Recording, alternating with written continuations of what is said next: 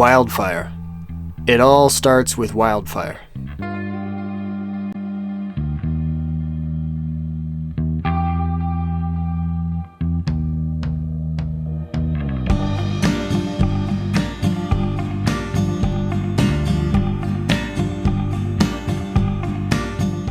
I have been curious about wild mushroom foraging for some time. Morels in particular grow in large numbers after a wildfire has burnt a forest.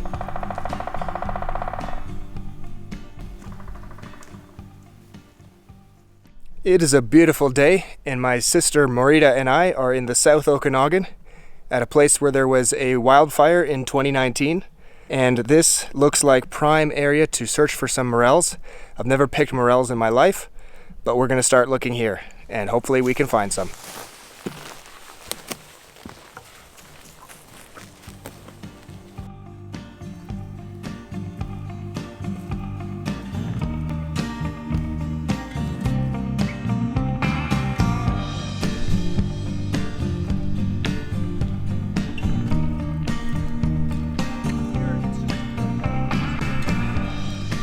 Okay, you see these right here? These are called orange peels or orange cups. And they are a really good sign because if you see these, you're likely to find morels. They seem to be growing in the same places. So it's a good thing to see orange peels.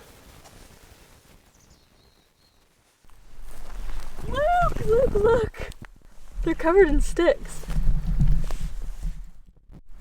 My first morels! Look! You found some. Wow. They're super tiny. Oh, I almost stepped on this one. There's one right here as well. Cool. 4. Wow, we found 4. Nice. My first morel. I didn't even see This that one's one. not the most beautiful. They almost blend in with the black charcoal ground. They sometimes look like a toasted pine cone already, so they're really hard to see. Here's an example of how closely the morels look like pine cones. So there's a morel here and a morel here. And unless you get real close down to the ground, it's easy to miss them. Oh my goodness, this is a hot spot right here. I can see them almost everywhere I look. I just see more. See that? There's a big one. There's some more big ones. Oh my goodness. Oh, right here, there's 4. Look at this. Wow. Look at that morel. Look at this. This is amazing. You know what? I didn't know if I'd find any today, and I am more than surprised. Oh, this is gold. I was like a kid on Christmas morning. The excitement grabbed me, and I was hooked. Beautiful.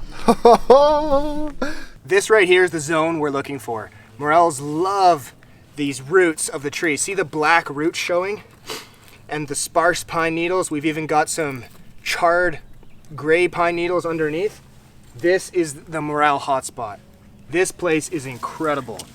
Almost everywhere I step, I'm almost stepping on the mushrooms. These ones are almost subterranean morels. They're in the ground.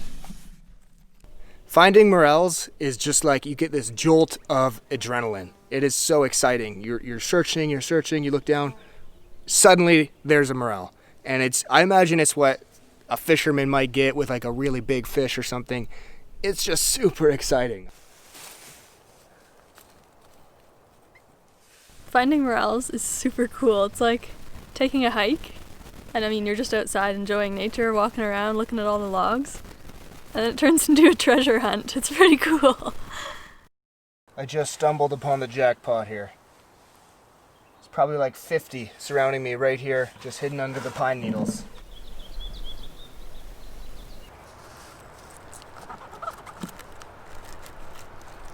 Four in one. My legs and my thighs are worked. Just been squatting and crouching all day, up and down. It's hard work. Considering there are people who pick mushrooms as a profession, I wanted to know how much morels are worth. I asked a mushroom buyer who had set up camp. Prices for fresh morels vary depending on the location, buyer, and from year to year, but he was buying for $8 per pound.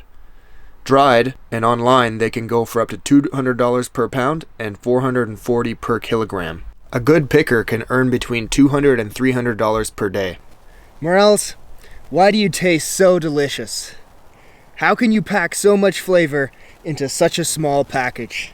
Okay, so we've come to a beautiful view. We've got a fire burning down to some coals.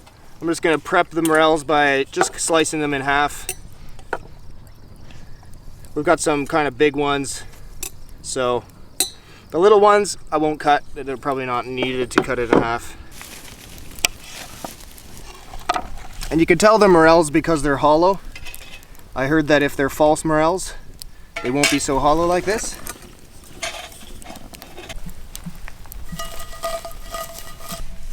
Melted butter perfectly. Get ready to plop them in. Boom. Now it said this doesn't take too long, maybe 4 or 5 minutes. Cook it low and slow. Oh, look at that, just sizzling in the butter. Now they're browning and getting a nice golden color and getting smaller in size. They're diminishing in size.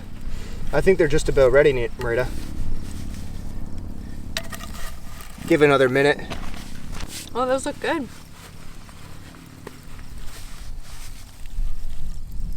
Nothing like cooking over the fire. We're gonna try them just fried in butter plain with nothing else added to taste the morel flavor. Then after that, Maurita's working on we're gonna have a linguine pasta. Fresh morels fried only in butter. And this is the first time I'm ever having it. So we'll try it right here. I'll take a couple. Ooh. Definitely meaty. It has a unique texture. It's not rubbery, and it's not spongy. It tastes like bacon to me. It tastes like, it actually tastes like steak, or it's got this nutty, kind of earthy quality to it. They're really good. Wow. I can see what the hype's about with morels. They are absolutely, I could eat this whole thing right now. And they're a really good source of nutrients and protein and vitamins. This stuff is just, you can just forage for it in the forest. Just pick it off the ground. It's pretty incredible. We just put some ham in the pan now. We're gonna dash some white wine in there. How's that look? A little bit more, just for kicks. So we'll add the leeks and the morels that are all cooked in butter. And then we're gonna add some fresh thyme.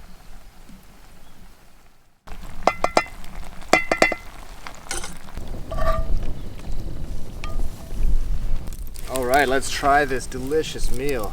So this was Maurita's idea to make this after we picked the morels. So I have to say credit goes to her. That is creamy, and the morels add a meatiness. It is just, I think this is the best way to top off the day. That is just absolutely sublime. This is like the exact opposite of dirtbag eating. This is like top chef level eating. Cheers. It's not every day that you pick wild morels for your first time, and then you cook them and eat them on over an open fire. That's just something that you don't do every day. Not bad.